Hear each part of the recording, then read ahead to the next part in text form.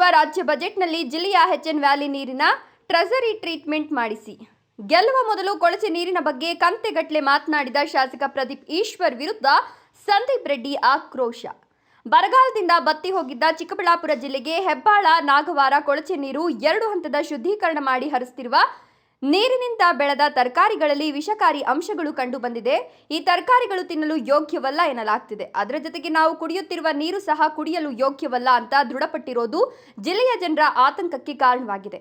ಚುನಾವಣೆಗೂ ಮುನ್ನ ಕೊಳಚೆ ನೀರಿನ ಅಪಾಯದ ಬಗ್ಗೆ ಕಂತೆಗಟ್ಟಲೆ ಮಾತನಾಡಿದ ಶಾಸಕ ಪ್ರದೀಪ್ ಈಶ್ವರ್ 6ರಂದು ನಡೆಯುವ ಬಜೆಟ್ನಲ್ಲಿ 3ನೇ ಹಂತದ ಶುದ್ಧೀಕರಣ ಮಾಡಿಸಲು ಘೋಷಿಸಿದ್ದಲ್ಲಿ ಉಗ್ರ ಹೋರಾಟ ನಡೆಸೋದಾಗಿ ಭಗತ್ ಸಿಂಗ್ ಚಾರಿಟಬಲ್ ಟ್ರಸ್ಟ್ ಅಧ್ಯಕ್ಷ ಸಂದೀಪ್ ರೆಡ್ಡಿ ಎಚ್ಚರಿಕೆ ನೀಡಿದರು. ಈ ರೀತಿ ಕುಲುಷಿತ ನೀರನ್ನ ಏನು ಎಲ್ಲ ನೀರಲ್ಲೂ ಎಲ್ಲ ತರದ ಅಂಶಗಳು ಇರ್ತದೆ, ಆದ್ರೆ ಆ ಪರ್ಮಿಸಬಲ್ ಲಿಮಿಟ್ಗಿಂತ ಅದು ಜಾಸ್ತಿ ಆದಾಗ ಮನುಷ್ಯನಿಗೆ ಅದು ವಿಷ ಆಗಕ್ಕೆ ಸ್ಟಾರ್ಟ್ ಆಗುತ್ತೆ. ನಾವು ಹಾಲನ್ನ ಸ್ವಲ್ಪ ಏನು ಕುಡಿಬೇಕು ಅದು ಕುಡಿದಿರ, ಬರೀ ಹಾಲನ್ನೇ ಕುಡಿತಾ ಇದ್ರೆ ಅಂತ ಹಾಲು ಸಹ ನಮ್ಗೆ ವಿಷವಾಗಿ ಹೆಂಗೆ ಪರಿವರ್ತನೆ ಆಗುತ್ತೋ ಈ ರೀತಿಯ ಕೆಮಿಕಲ್ಸು ಒಂದು ಸ್ವಲ್ಪ ಜಾಸ್ತಿ ಆದ್ರೂ ಕೂಡ ತುಂಬಾ ನಮ್ಗೆ ತೊಂದರೆ ಆದಂತ ಪರಿಸ್ಥಿತಿ ಇದೆ. ಇವಾಗ ಮಾತಾಡ್ತಾ ಇದ್ದಂತಹ ಶಾಸಕರು ಇವತ್ತೇನೂ ಮಾತಾಡ್ತಾ ಇಲ್ಲ. ತಾವು ದಯವಿಟ್ಟು ಪದೇ ಪದೇ ಈ ಕ್ವಶನ್ ಮಾಡಬೇಕು. ಯಾಕಂತಂದ್ರೆ ತಮ್ಮದು ಪತ್ರಿಕೋದ್ಯಮ ಮಾತ್ರ ಅಲ್ಲ, ತಾವು 4ನೇ ಅಂಗ, ನಮ್ಮ ಪ್ರಜಾಪ್ರಭುತ್ವದ 4ನೇ ಅಂಗ ತಾವಾಗಿದ್ದೀರಾ. ದಯವಿಟ್ಟು ನೀವೆಲ್ಲರೂ ಸೇರಿ ಶಾಸಕರನ್ನ ಪ್ರಶ್ನೆ ಮಾಡಬೇಕು. ಶಾಸಕರು ಮಾತ್ರ ಈ ಕೆಲಸ ಮಾಡಕ್ ಸಾಧ್ಯ ಅಂತ. ಕೆಲಸ ಆಗಿಲ್ಲ ಅಂದ್ರೆ ಮಾತ್ರ 100% ಉಗ್ರವಾದ ಹೋರಾಟಗಳನ್ನ, ಸರಣಿ ಹೋರಾಟಗಳನ್ನ ನಾವು ಮಾಡೋದಕ್ಕೆ ಹೊರಟು.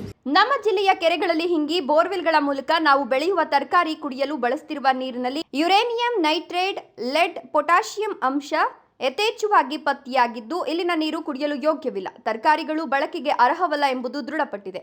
ಈ ಮಾಹಿತಿ ಹರಡುತ್ತಿದ್ದಂತೆ ಜಿಲ್ಲೆಯ ಜನ ಆತಂಕಗೊಂಡಿದ್ದಾರೆ. ಈ ಕುರಿತು ಖಾಸಗಿ ಹೋಟೆಲ್ನಲ್ಲಿ ಸುದ್ದಿಗೋಷ್ಠಿ ನಡೆಸಿದ ಭಗತ್ ಸಿಂಗ್ ಚಾರಿಟಬಲ್ ಟ್ರಸ್ಟ್ ಅಧ್ಯಕ್ಷ ಸಂದೀಪ್ ರೆಡ್ಡಿ, ಚಿಕ್ಕಬಳ್ಳಾಪುರ ಮಂಚೇನಹಳ್ಳಿ ಮಟ್ಟಿಗೆ ನಾನು ಮಾತನಾಡ್ತಿದ್ದೇನೆ. ಪ್ರದೀಪ್ ಈಶ್ವರ್ ಶಾಸಕರಾಗುವ ಮೊದಲು ಎಚ್ಎನ್ ವ್ಯಾಲಿ ನೀರು ಜಿಲ್ಲೆಗೆ ಹರಿಸ್ತಿರೋದ್ರಿಂದ ಮುಂದೆ ನಮ್ಮ ಜಿಲ್ಲೆಯ ಜನ ಅನುಭವಿಸುವ ಸಮಸ್ಯೆಗಳ ಬಗ್ಗೆ ಗಂಟೆಗಟ್ಟಲೆ ಮಾತನಾಡಿದ್ರು. ಸರ್ಕಾರಿ ಬಾಯಿ ಬಿಟ್ರೆ ಎಚ್ಎನ್ ವ್ಯಾಲಿ ನೀರು ಅಂತ ಅಂತರ್ಜಲ ಹೆಚ್ಚಿಸಲು ಮಾತ್ರ ಹಾರೈಸುತ್ತಿದ್ದೇವೆ. ಇದು ಕೃಷಿಗಾಗ್ಲಿ ಕುಡಿಯಲಾಗ್ಲಿ ಬಳಸೋದಕ್ಕಲ್ಲ ಅಂತ ಹೇಳ್ತಾರೆ. ಆದರೆ ಜಿಲ್ಲೆಯಲ್ಲಿ ಮೊದಲು ಸಂಗ್ರಹವಾಗುವ ಕೆರೆ ಕಂಡವಾರ ಕೆರೆ. ಈ ಕಂದವಾರ ಕೆರೆಯ ಆಜುಬಾಜು ಕೊರೆಸಿರುವ ಬೋರ್ವೆಲ್ಗಳಿಂದ ನಗರದ 5-6 ವಾರ್ಡ್ಗಳಿಗೆ ಹರಿಸುತ್ತಿದ್ದಾರೆ. ಅದೇ ಕೆರೆಯಿಂದ ಬೋರ್ವೆಲ್ಗಳ ಮೂಲಕ ಮನೆಗಳಿಗೆ ನೀರು ನೇರವಾಗಿ ಹರಿಸಲಾಗ್ತಿದೆ. ಚಿಕ್ಕಬಳ್ಳಾಪುರ ಕೆರೆ ಅಥವಾ ಬೋರ್ವೆಲ್ನಿಂದ ನೀರಿನಿಂದ ಬೆಳೆದ ತರಕಾರಿಗಳು ವಿಷಕಾರಿ ಅಂತ ದೃಢಪಟ್ಟಿದೆ. ಇಲ್ಲಿ ಬೆಳೆದ ತರಕಾರಿ ಬಹಳ ದಿನ ಬಾಳಿಕೆ ಬರೋಲ್ಲ.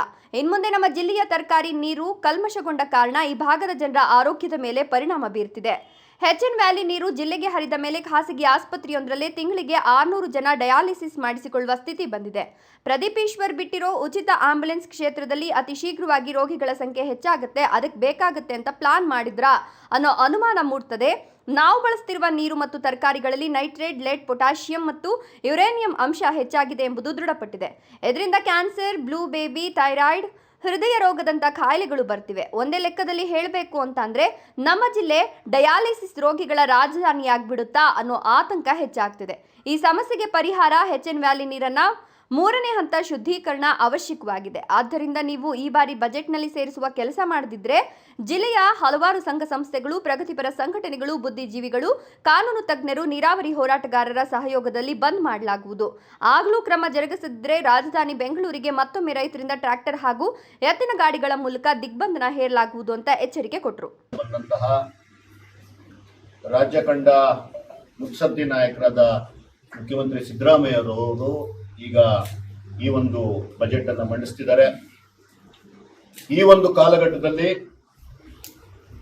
ನಾನು ಈಗಾಗಲೇ ಸುಮಾರು ಬಾರಿ ತಮ್ಮೆಲ್ಲರ ಬಳಿ ಮತ್ತು ಬೇರೆ ಬೇರೆ ವೇದಿಕೆಗಳಲ್ಲಿ ಚಿಕ್ಕಬಳ್ಳಾಪುರಕ್ಕೆ ಅತ್ಯವಶ್ಯಕವಾದಂತಹ ಏನು ಟರ್ಷರಿ ಟ್ರೀಟ್ಮೆಂಟ್, ತೃತೀಯ ಹಂತದ ನೀರಿನ ಶುದ್ಧೀಕರಣದ ಬಗ್ಗೆ ಬಜೆಟ್ನಲ್ಲಿ ಅನುದಾನವನ್ನು ಮೀಸಲಿಡಬೇಕು, ಅದಕ್ಕೆ ಪ್ಲಾನ್ ಮಾಡ್ಕೊಬೇಕು.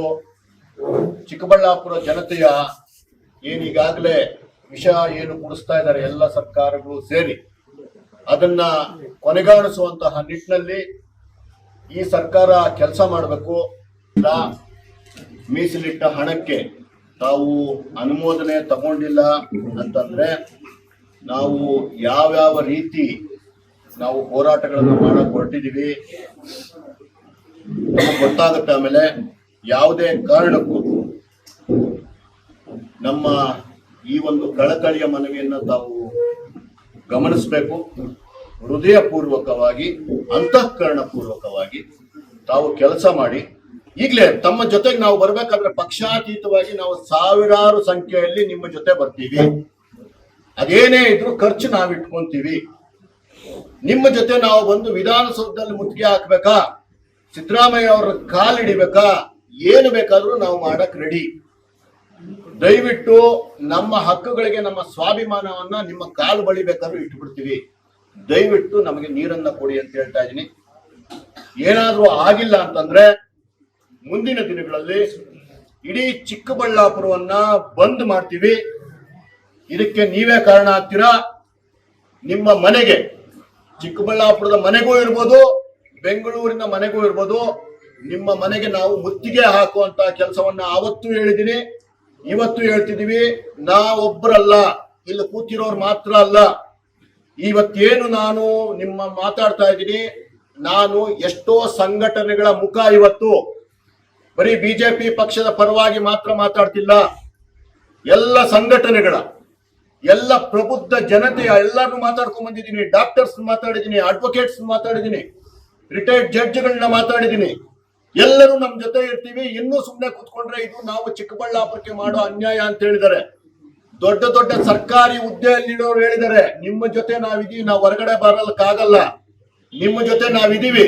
ಯಾವುದೇ ಕಾರಣಕ್ಕೂ ಬಿಡಬೇಡಿ, ಚಿಕ್ಕಬಳ್ಳಾಪುರಕ್ಕಿಂತ ಅನ್ಯಾಯ ಆಗಕ್ ಬಿಡಬೇಡಿ. ಮುಂದಿನ ದಿನಗಳಲ್ಲಿ ನಮ್ಮ ಪೀಳಿಗೆ ನಶಿಸಿ ಹೋಗುತ್ತೆ ಅಂತ ಹೇಳಿದ್ದಾರೆ. ಅದಕ್ಕೋಸ್ಕರ ದಯವಿಟ್ಟು ಶಾಸಕರೇ ನೀವು ಕೆಲಸ ಮಾಡ್ಬೇಕು. ಏನಾದ್ರೂ ಆಗಿಲ್ಲ ಅಂತಂದ್ರೆ ಎಲ್ಲಿ ನೀವು ನೀರು ಬಿಡ್ತಾ ಇದೀರೋ ಅದೇ ನೀರಲ್ಲಿ ನಾವು ಹೋಗಿ ನಿಂತ್ಕೊಂತೀವಿ, ನಿಮ್ಗೆ ಅವಮಾನ ಮಾಡ್ತೀವಿ, ಇಡೀ ರಾಜ್ಯದ ಗಮನವನ್ನು ನಾವು ಸೆಳಿತೀವಿ. ಆ ನೀರಲ್ಲಿ ಹೋಗಿ ನಿಂತ್ಕೊಳ್ಳೋ ಅಂತ ಕೆಲಸ ಮಾಡ್ತೀವಿ, ಆ ವಿಷಪೂರಿತ ನೀರಲ್ಲಿ. ಇದಕ್ಕೆ ತಾವು ಎಲ್ಲದಕ್ಕೂ ರೆಡಿ ಆಗಿರ್ಬೇಕಾಗ್ತದೆ. ಕೊಡೋ ಅಂತಹ ಕೆಲಸ ಖಂಡಿತವಾಗೂ ನಗರಸಭೆಯವರು ಮಾಡ್ತಿದ್ದಾರೆ. ಈ ನೀರು ಯಾರು ಕುಡಿತಾ ಇರೋದು? ನನ್ನದೇ ಜನ, ನನ್ನ ಮುಗ್ಧ ಜನ, ಅವರದ ದಿನದ ಜಂಜಾಟಗಳಲ್ಲಿ ಮುಳುಗೋಗಿರುವಂತ ಜನ ಯಾವ್ದೋ ಒಂದು ನೀರು ಬಿಂದ್ರೆ ಸಾಕಪ್ಪ ಅಂತ ಖುಷಿಯಾಗಿ ಯೂಸ್ ಮಾಡ್ತಿದ್ದಾರೆ. ಅವ್ರಿಗೆ ಗೊತ್ತಿಲ್ಲ ಪಾಪ. ಎಲ್ಲರೂ ಸರಿ ವಿಷ ಕುಡಿಸುವಂತಹ ಕೆಲಸ, ಹಾಗೂ ಟಾಯ್ಲೆಟ್ಗಳಲ್ಲಿ ಬಿಡುವಂತಹ ಮೂತ್ರದ ನೀರು, ಆ ಚರಂಡಿ ನೀರನ್ನ ಕುಡಿಸುವಂತ ಕೆಲಸನ ಈ ಸರ್ಕಾರಗಳು ನನ್ನ ಜನತೆಗೆ ಮಾಡ್ತಾ ಇದೆ. ಇದರ ಏನು ಪಾಪದ ಫಲ ನೀವೆಲ್ಲರೂ ಒತ್ಕೊಂತೀರಾ. ದಯವಿಟ್ಟು ನಾನು ಯಾರಿಗೋ ಬೇರೆಯವ್ರಿಗೆ ಶಾಪ ಹಾಕತರ, ಕುಟುಂಬಗಳಿಗೆ ಇನ್ನೊಂದಕ್ಕೆ ಶಾಪ ಹಾಕೋಬೇಕಲ್ಲ. ನೀವಂತೂ ಈ ಕರ್ಮವನ್ನ ಅನುಭವಿಸಕ್ಕೆ ರೆಡಿ ಇರಬೇಕು. ಕಲಿಯುಗ ತುಂಬಾ ಒಳ್ಳೆ ಯುಗ ಇದೆ. ಡೆಫಿನೆಟ್ ಆಗಿ ನೀವೆಲ್ಲ ಇದಕ್ಕೆ ಅನುಭವಿಸ್ತೀರಿ. ಜೊತೆಗೆ ಯಾವತ್ತಾದ್ರೂ ಯಾವ್ದಾದ್ರು ಬೇರೆ ವಾರ್ಡ್ಗಳಲ್ಲಿ ನೀರು ಕಡಿಮೆ ಆದ್ರೆ ಇದೇ ಬೋರ್ವೆಲ್ಗಳಿಂದ ಟ್ಯಾಂಕರ್ಗಳಲ್ಲಿ ತುಂಬಿಸಿ ಆ ವಾರ್ಡ್ಗಳಿಗೆ ಕೊಡುವಂತಹ ಕೆಲಸವನ್ನ ನಗರಸಭೆಯವರು ಮಾಡ್ತಿದ್ದಾರೆ. ನಾನು ನಗರಸಭೆಯವ್ರನ್ನ ದೂಷಿಸ್ತಾ ಇಲ್ಲ. ನಗರಸಭೆಯವರು ಅವ್ರ ಕೈಯಲ್ಲಿ ಆಗೋದು ಅಷ್ಟೇ ಪಾಪ ಕೆಲಸ, ಅವರ ಸೀಮಿತ ಶಕ್ತಿ ಅದು. ಆದ್ರೆ ಇದನ್ನ ಮಾಡ್ಬೇಕಾಗಿರುವಂತಹ ಶಾಸಕರೇನಿದ್ದಾರೆ ಅವರು ನಿದ್ರೆಯಲ್ಲಿದ್ದಾರೆ. ಈ ವಿಷಯದಲ್ಲಿ ಅವರು ಬಿಟ್ಟಿರೋ ಆಂಬ್ಯುಲೆನ್ಸ್ಗಳ ಬಗ್ಗೆ ನಂಗೆ ತುಂಬಾ ಹೆಮ್ಮೆ ಇತ್ತು. ಆದ್ರೆ ಈಗ ನನಗೆ ಅನಿಸ್ತಿದೆ, ನಾಳೆ ನನ್ನ ಏನು ಜನ ಏನಾದ್ರು ತೊಂದರೆ ಆದ್ರೆ ತುಂಬಾ ಜನ ಈ ಆಂಬ್ಯುಲೆನ್ಸ್ಗಳನ್ನ ಯೂಸ್ ಮಾಡ್ಕೊಳ್ಳಿ ಅಂತ ಅನ್ನೋ ಒಂದು ದೂರದೃಷ್ಟಿಯಿಂದ ಆಂಬ್ಯುಲೆನ್ಸ್ಗಳನ್ನ ಬಿಟ್ಟಿದಾರ ಅನ್ನೋಂತಹ ಒಂದು ಯೋಚನೆ ನಮ್ಮ ತಲೆನಲ್ಲಿ ಹೋಗಿ ಬಂದಿದೆ. ಒಂದಷ್ಟು ಜನ ಸಹ ಇದ್ರ ಬಗ್ಗೆ ಮಾತಾಡ್ಕೊಳಕ್ಕೆ ಸ್ಟಾರ್ಟ್ ಮಾಡಿದ್ದಾರೆ. ದಯವಿಟ್ಟು ಶಾಸಕರಲ್ಲಿ ಕಳಕಳಿಯ ಮನವಿ ಮಾಡ್ತಾ ಇದ್ದೀನಿ. ಶಾಸಕರೇ, ಆವತ್ತು ತಾವು ಏನು ನಮ್ಮ ಜನತೆಯ ಪರವಾಗಿ ಮಾತಾಡಿದ್ರಿ, ಎಲ್ಲರ ಒಂದು ಕಾನ್ಶಿಯಸ್ ನ ಎಚ್ಚರಿಸಿದ್ರಿ, ತಾವು ಬಡಿದೆಬ್ಬಿಸಿದ್ರಿ. ಅದಕ್ಕೆ ನಾನು ಅವತ್ತು ಧನ್ಯವಾದ ಹೇಳ್ತೀನಿ. ಅಟ್ ದ ಸೇಮ್ ಟೈಮ್ ಇವತ್ತು ನೀವು ಮಾಡ್ತಾ ಇರುವಂತಹ ಈ ಮೋಸಕ್ಕೆ, ನನ್ನ ಜನಗಳ ಮೋಸಕ್ಕೆ, ಜನಗಳಿಗೆ ತಾವು ಮಾಡ್ತಾ ಇರುವಂತಹ ಮೋಸಕ್ಕೆ ತಮ್ಮ ನಡೆಯನ್ನ ಖಂಡಿಸ್ತೀವಿ. ಮುಂದೆ ಉಗ್ರ ಹೋರಾಟಗಳಿಗೆ ತಾವು ನಾಂದಿ ಮಾಡಿಕೊಡ್ತಾ ಇದ್ದೀರಾ ಅಂತ ಈ ಮುಖಾಂತರ ಹೇಳೋದಕ್ಕೆ ಇಷ್ಟಪಡ್ತೀನಿ. ಈಗಾಗಲೇ ದೊಡ್ಡಬಳ್ಳಾಪುರ ನೆಲಮಂಗಲ ಶಾಸಕರು ಈ ಕಲುಷಿತ ನೀರನ್ನು ನಮ್ಮ ಕ್ಷೇತ್ರಗಳಿಗೆ ಹರಿಸಬೇಡಿ ಅಂತ ಸರ್ಕಾರಕ್ಕೆ ಪತ್ರ ಬರೆದಿದ್ದಾರೆ. ಕಲುಷಿತ ನೀರನ್ನು ನಮ್ಮ ಜಿಲ್ಲೆಗಳಿಗೆ ಹರಿಸಬೇಡಿ ಅಂತ ಸುಪ್ರೀಂ ಕೋರ್ಟ್ ನಿವೃತ್ತ ನ್ಯಾಯಾಧೀಶರೇ ಹೇಳಿದ್ದಾರೆ. ಶಾಸಕರೇ, ನಮ್ಮ ಜನತೆ ನಿಮ್ಮ ವಿರುದ್ಧ ತಿರುಗಿ ಬೀಳುವ ಮೊದಲೇ ಎಚ್ಚೆತ್ತುಕೊಳ್ಳಿ. ಈ ಬಾರಿ ಬಜೆಟ್ನಲ್ಲಿ 3ನೇ ಹಂತದ ಶುದ್ಧೀಕರಣಕ್ಕೆ ಅನುದಾನ ಮೀಸಲಿಡಿ. ನೀವು ಉಸ್ತುವಾರಿ ಸಚಿವರ ಕೈ ಹಿಡಿತೀರೋ, ಸಿಎಂ ಕಾಲಿಡಿತೀರೋ ಗೊತ್ತಿಲ್ಲ. ಒಟ್ನಲ್ಲಿ ನಮಗೆ 3ನೇ ಹಂತದ ಶುದ್ಧೀಕರಣ ಆಗಲೇಬೇಕು ಅಂತ ಒತ್ತಾಯಪೂರ್ವಕವಾಗಿ ಆಗ್ರಹಿಸಿದ್ರು. ನಿವೃತ್ತ ನ್ಯಾಯಮೂರ್ತಿಗಳು ನಮ್ಮ ಚಿಕ್ಕಬಳ್ಳಾಪುರದ ಹೆಮ್ಮೆ ಅಂತಹ ಒಬ್ಬ ವ್ಯಕ್ತಿ ಗೋಪಾಲ್ ಗೌಡ್ರು ಇವತ್ತು ಈ ಒಂದು ಹೋರಾಟದಲ್ಲಿ ಮಂಚೂಣಿಯಲ್ಲಿ ನಿಂತ್ಕೊಂಡು ಈ ರೀತಿಯ ನೀರು ನಮಗೆ ಬೇಡ ಅಂತ ಹೇಳ್ತಿದ್ದಾರೆ ಅಂತಂದ್ರೆ ನನ್ನ ಚಿಕ್ಕಬಳ್ಳಾಪುರದ ಜನತೆ ಈಗಾದ್ರೂ ನಾವು ಎಚ್ಚೆತ್ತುಕೊಳ್ಳಬೇಕು.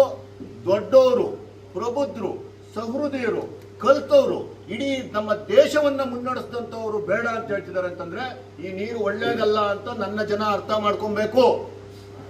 ನನ್ನ ಜನ ಈ ಬಾರಿಯ ಬಜೆಟ್ ಅಲ್ಲಿ ಅವರೇನಾದ್ರೂ ಹಣ ಇಟ್ಟಿಲ್ಲ ಅಂತಂದ್ರೆ ನಾವು ಸರ್ಕಾರದ ವಿರುದ್ಧ ತಿರುಗಿ ಬೀಳಬೇಕು. ನಮ್ಮ ಹಕ್ಕುಗಳನ್ನ ನಾವು ಕೇಳಿ ಕೇಳಿ ಸಾಕಾಯ್ತು, ಕಿತ್ಕೊಳ್ಳೋ ಅಂತಹ ಕೆಲಸವನ್ನ ಈಗಲೂ ನಾವು ಮಾಡಿಲ್ಲ ಅಂತಂದ್ರೆ ನಾವು ನಿಜಕ್ಕೂ ಚಿಕ್ಕಬಳ್ಳಾಪುರದಕ್ಕೆ ನಾವು ಅವಮಾನ. ಚಿಕ್ಕಬಳ್ಳಾಪುರ ಅಂದ್ರೆ ಪ್ರಬುದ್ಧತೆ, ಚಿಕ್ಕಬಳ್ಳಾಪುರ ಅಂದ್ರೆ ವಿಶ್ವೇಶ್ವರಯ್ಯನವರು, ಚಿಕ್ಕಬಳ್ಳಾಪುರ ಅಂದ್ರೆ ಕೆ.ವಿ. ಪಿಳ್ಳಪ್ಪನವರು, ಚಿಕ್ಕಬಳ್ಳಾಪುರ ಅಂದ್ರೆ ಸಿ.ವಿ. ವೆಂಕಟರಾಮಯ್ಯನವರು,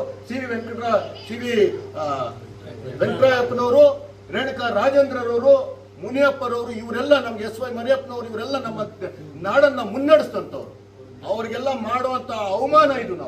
ನಾವು ನಮ್ಮ ಹಕ್ಕುಗಳನ್ನ ಕೇಳಿಲ್ಲ ಅಂತಂದ್ರೆ ಹಕ್ಕುಗಳನ್ನ ಕಿತ್ಕೊಂಡಿಲ್ಲ. ದಯವಿಟ್ಟು ಜನತೆಯಲ್ಲೂ ಸಹ ಮನವಿ ಮಾಡ್ತಾ ಇದ್ದೀನಿ, ಶಾಸಕರೇ, ನಮ್ಮ ಜನತೆ ನಿಮ್ಮ ವಿರುದ್ಧ ತಿರುಗಿ ಬೀಳಕ್ ಮೊದಲು, ತಮ್ಮ ಸರ್ಕಾರದ ವಿರುದ್ಧ ತಿರುಗಿ ಬೀಳಕ್ ಮೊದಲು ನಾವು ಎಚ್ಚೆತ್ತುಕೊಳ್ಬೇಕು. ಈ ಬಾರಿಯ 6ನೇ ತಾರೀಕಿನ ಬಜೆಟ್ ಅಲ್ಲಿ ನಮಗೆ ನೀರನ್ನ, ಶುದ್ಧವಾದ ನೀರನ್ನ ಕೊಡುವಂತಹ ಕೆಲಸ ತಾವು ಮಾಡಬೇಕು. ಈ ವೇಳೆ ಮಂಚೇನಹಳ್ಳಿ ಮುಖಂಡ ರಿಯಾಜ್, ಬಿಜೆಪಿ ಮುಖಂಡರು, ಚಾರಿಟಬಲ್ ಟ್ರಸ್ಟ್ ಪದಾಧಿಕಾರಿಗಳು ಹಾಜರಿದ್ದರು.